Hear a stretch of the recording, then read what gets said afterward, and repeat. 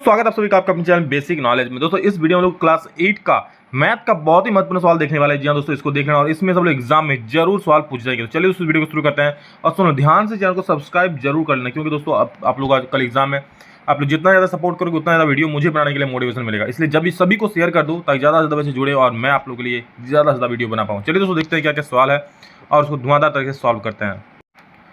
तो दोस्तों 30 तक सवाल मैंने इससे पहले वाला वीडियो में बता चुका था। आज देखूंगा 31 नंबर से। ठीक है, चलो शुरू करते हैं दोस्तों। और ये सारा सवाल आप लोग इस बार का मॉडल पेपर का है दोस्तों। मॉडल पेपर सब लोग सवाल 100% बनेंगे ही बनेंगे, तो इसलिए मॉडल पेपर का एक एक सवाल को अच्छे से समझ लो। चलिए देखते हैं पहला सवाल क्या है। निम्नलिखित में कौन ऑयलर सूत्र है दोस्तों? ऑयलर सूत्र याद रख लीजिएगा, ये होता है F+V=E+2। ठीक है, ये होता है ऑयलर सूत्र। क्या होता है? F+V=E+2। ये हो जाएगा ऑयलर सूत्र। एक समचतुर्भुज का क्षेत्रफल ज्ञात कीजिए जिसके विकर्ण की लंबाई दिया है 24 और 10 सेंटीमीटर। बहुत बढ़िया सवाल है दोस्तों।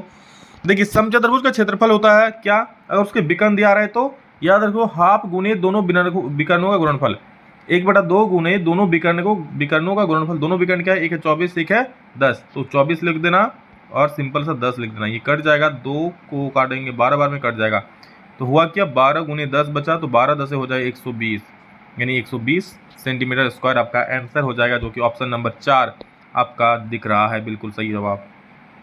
अगला है, यदि किसी समलंब चतुर्भुज की समांतर भुजाएं इतना है 6 और 8 है, ऊंचाई इतना दिया है, तो समलंब चतुर्भुज का क्षेत्रफल क्या होगा? आपको पता है दोस्तों क्या होता है समलंब चतुर्भुज का क्षेत्रफल?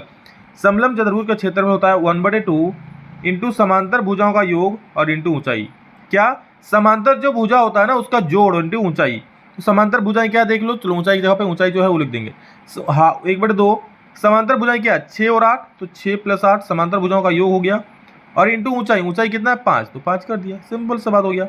814/2 हो जाए, 1/2 हो जाए यहाँ पर। अरे 1/2 पहले से है, गुना 8 और 6 14 हो जाएगा और गुना का 5। ये कटेगा 2 7 14 7 बार में, यानी 7 5 हो जाएगा 35 सेंटीमीटर स्क्वायर। तो 35 का बिल्कुल सही उत्तर हो जाएगा ऑप्शन नंबर 1। चलो आगे बढ़ेंगे दोस्तों। घन का कुल पृष्ठीय क्षेत्रफल क्या होता है? तो घन का कुल पृष्ठीय क्षेत्रफल होगा दोस्तों 6a² बोलो 6l² बोलो, ये आपका आंसर हो जाएगा। अगर वहीं पर कुल नहीं रहता, पार्श्व रहता, क्या रहता? पार्श्व रहता, तब क्या बोलते? तब बोलते 4a²। समझ रहे हो ना? इसलिए घन का कुल क्या हो जाएगा 6l² या 6a² भी बोल सकते हो, क्या दिक्कत है? 6a² 6l² जो बोलो। एक बेलन की त्रिज्या दिया 14 सेंटीमीटर, ऊंचाई है 10 सेंटीमीटर, तो बेलन का वक्र पृष्ठफल ज्ञात करिए। देखिए इससे सवाल बनेगा ही बनेगा। तो आपको वक्र पृष्ठफल बेलन का याद रखना पड़ेगा। क्या होता है बेलन का वक्र पृष्ठफल? 2πr(h). भैया ये तो याद रखना पड़ेगा ना, तभी तो सवाल बनेगा। तो 2π का मान हो गया 22/7 इंटू r कितना हो गया देखो, तो त्रिज्या है 14 और गुना h कितना है देखो, तो 10, तो 10 बस। क्या कटेगा? 7 दूनी 14 कट जाएगा, बिल्कुल सर कट जाएगा। गुना करो 22 दूनी 44, 44 को 2 से गुना करो 88 हो जाएगा। 22 दूनी 44, 44 दूनी 88, 88 को 10 से गुना करो तो 880 सेंटीमीटर स्क्वायर इसका आंसर हो जाएगा, जो कि आपका दिख रहा है ऑप्शन नंबर 3 में। कितना आसान है सवाल है। देखिए इसी प्रकार के एग्जाम में पूछा जाएगा, बस आपको समझने का देरी है। ठीक है, यदि घन की एक भुजा दी है 8 सेंटीमीटर, तो इसका आयतन क्या होगा? आपको पता है घन का आयतन क्या होता है? सर घन का आयतन होता है AQ। ए कितना है? ए मतलब भुजा कितना है 8, तो 8 का क्यूब। 8 का क्यूब कर दो, यानी 8 गुने 8 गुने 8, 8 8 64 और 64 को 8 से गुना कर देना, हो जाएगा 512 centimetre cube. Okay, option number 2 बिल्कुल सही जवाब हो गया। नेक्स्ट सवाल, अगला सवाल बोल रहा है, यदि बेलन की त्रिज्या और ऊंचाई क्रमशः 7 और 10 दिया, त्रिज्या दिया 7, ऊंचाई दिया 10, तो बेलन का आयतन क्या हो जाएगा? तो बेलन का आयतन होता है πr²h। πr²h। अच्छा पाई का वैल्यू कितना होता है? 22/7 होता है सर। आर का स्क्वायर बोला है ना, तो आर क्या देखो, त्रिज्या कितना है 7 है, तो 7 का स्क्वायर। भाई यही ना गलती होता है। πr², तो 22/7, आर का स्क्वायर हो जाएगा आपका 7 का स्क्वायर इंटू h हो जाएगा 10।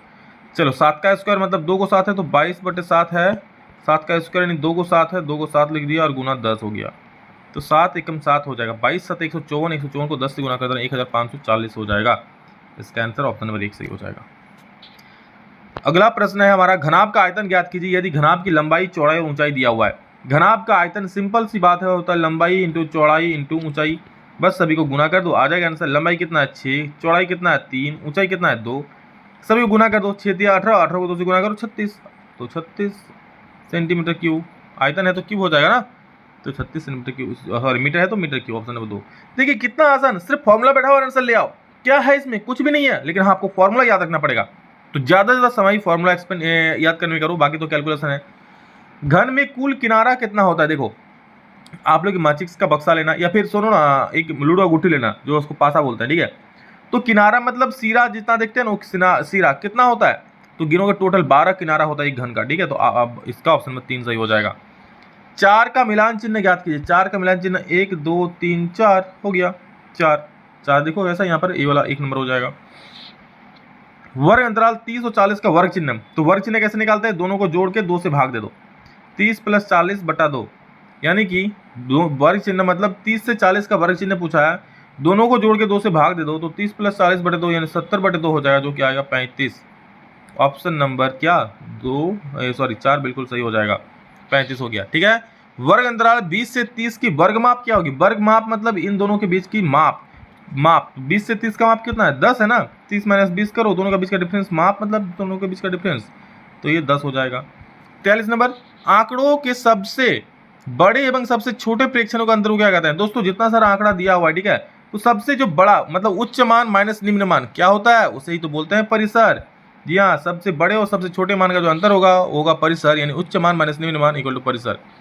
वृत्त आलेख का दूसरा नाम क्या है, वृत्त आलेख, इस प्रकार जो होता है ना वृत्त आलेख जो बनता है इस प्रकार से, इसका दूसरा नाम क्या है दोस्तों, तो आयत चार्ट है, पाई चार्ट है, धन चार्ट है, इनमें से कोई नहीं, तो ये पाई चार्ट बोलते हैं इसको। ऑप्शन नंबर 2 सही हो जाएगा। 2 सिक्कों को एक साथ उछालने से कुल कितना परिणाम प्राप्त होगा। 2 सिक्कों को उछालोगे तो कितना होगा, हेड टेल आ सकता है, टेल हेड आ सकता है, या फिर हो सकता है दोनों में हेड आ जाए, या फिर हो सकता है दोनों में टेल आ जाए। तो क्या हो रहा है, 1 2 3 4 बार परिणाम आ सकता है अलग अलग, तो 4 इसका सही उत्तर हो जाएगा। अगला सवाल है, जब एक पासे को फेंका जाता है तो उसके सतह पर एक सम संख्या की प्रायिकता क्या होगी। दोस्तों पासा मतलब लूडो का गुट्ठी, क्या क्या होता है, 1 होता है, 2 होता है, 3 होता है, 4 होता है, 5 होता है, 6 होता है। अब बोला इसको फेंक रहे हैं तो एक सम संख्या आ रहा है, सम संख्या कितने बार आ सकता है, 1 बार, 2 बार, 3 बार, 3 बार सम संख्या आ रहा है, तो प्रायिकता सम संख्या क्या हो जाएगा, सम संख्या की प्रायिकता क्या हो जाएगा, सम संख्या कितना है 3 को है तो 3, कुल संख्या कितना है, कुल 6 को है, 3/6 कर दो, 1/2 आंसर हो जाएगा, सही है ना। तो 1/2 यानी कि ऑप्शन नंबर 3 बिल्कुल सही उत्तर हो जाएगा। अगला सवाल है, एक थैले में 4 नीली 2 हरी एवं 5 काली गेंद है। कोई थैला है उसमें 4 नीली है, 2 हरी है, 5 काली गेंद है। थैले के अंदर बिना देखे गेंद निकाली जाती है, इसकी क्या प्रायिकता है कि निकाली गई गेंद क्या होगी, पीली होगी। तो भैया पीली गेंद कहीं भी आपको दिख रहा है, देखो तो नीला है, हरा है और काला है। जब पीला गेंद दिख ही नहीं रहा भैया तो निकलेगा कैसे, नहीं निकलेगा ना, तो प्रायिकता क्या होगा, 0 होगा, है ही नहीं भैया पीला गेंद। मूल बिंदु का निर्देशांक बहुत महत्वपूर्ण है, सुन लो, मूल बिंदु का निर्देशांक यहाँ पर जो काट रहा है वो होता है 0,0, अच्छे से रख लो याद, ठीक है, बहुत आएगा काम एग्जाम में, एग्जाम में काम आएगा, बाद में नहीं। बिंदु -3 को -4 किस चतुर्थांश में होगा, तो सुनो, ये होता है x, ये होता है y, ये x का प्लस, ये y का प्लस, ये x का माइनस, ये y का माइनस, मैंने तो ये x का प्लस होता है, ये x का माइनस होता है, हेलो, ये होता है y में प्लस, ये y माइनस में, ये होता है प्रथम चतुर्थांश, ये होता है द्वितीय चतुर्थांश, ये होता है तृतीय चतुर्थांश, और ये होता है चतुर्थ चतुर्थांश, ठीक है। तो बोल रहे -3 को -4, तो -3 को -4 देख लो कहाँ होगा, -3 को -4, तो -3 कहाँ है, x में है, तो x में -3 इधर है, -4 किधर है, y में है, तो y में -4 नीचे है, मतलब ये वाला और ये वाला कौन मिला रहा है, ये वाला आ रहा है, ये कौन सा चतुर्थांश है, तीसरा चतुर्थांश है, तो ऑप्शन नंबर क्या 3 बिल्कुल सही हो जाए, तृतीय चतुर्थांश। अगला सवाल देखेंगे दोस्तों, नेक्स्ट क्वेश्चन हमारा है कि बिंदु 2 को -5 में कोटि का मान क्या है, तो कोटि जो y का वैल्यू होता है, y का वैल्यू -5 है ना, तो -5 आपका आंसर हो जाएगा। और ये था दोस्तों 50 सवाल जो आप लोग एग्जाम के लिए बहुत ही ज़्यादा महत्वपूर्ण है, और एग्जाम में इससे सवाल बनेंगे ही बनेंगे, तो इसलिए अच्छे से एक चीज़ देख लेना। इससे पहले मैंने 30 क्वेश्चन अपलोड कर दिए, तो उसको भी जाकर देख लेना। क्लास 8 का अलग सा प्लेलिस्ट बना दे रहा हूँ, वहाँ पे आप लोग सारा वीडियोस मिल जाएगा, ठीक है। और एक काम जरूर करना, सभी को शेयर करोगे दोस्तों तो मुझे मोटिवेशन मिलेगा, और आप लोग ज़्यादा से ज़्यादा आप लोग के लिए वीडियो आएगा, तो सभी को शेयर करना, ठीक है। चलो love you all, thank you all, इतना ही, नेक्स्ट वीडियो में जल्द मिलेंगे, तो जय हिंद, वंदे मातरम।